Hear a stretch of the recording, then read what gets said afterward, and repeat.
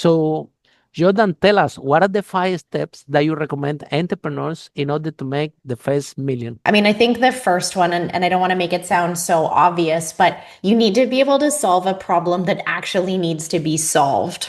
I also, and one of our big steps to success was how long we worked towards building authority in our audience before we even launched the product versus landing on their doorstep. And I think I've seen this in other solutions where the very first time they're knocking on your door is to try and sell you their product.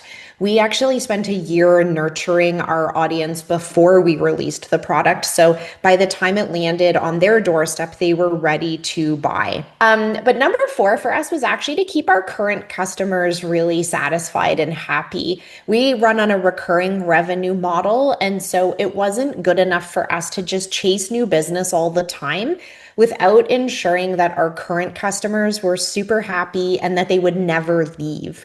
So in our first couple of years of business, we had like a less than 4% attrition rate in our new members. Once they joined, they stayed with us for multiple years. And that really helped support us get to that first million because it meant that we weren't just chasing new business all the time.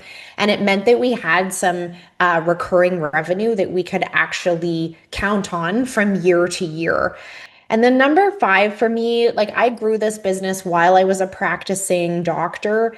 Number 5 has to be when I decided to go all in on the project and I left my clinical practice to pursue this full time. We truthfully had hit a million before I left my clinical practice, but we were going to hit a ceiling of Wow. ability before I wanted to, right? We were going to hit a ceiling if I didn't become the full-time employee, full-time CEO, full-time founder in that business. And so I left my clinical practice to pursue this full time. And that was like one of the, sort of final steps that we took to grow to be the business that we are today.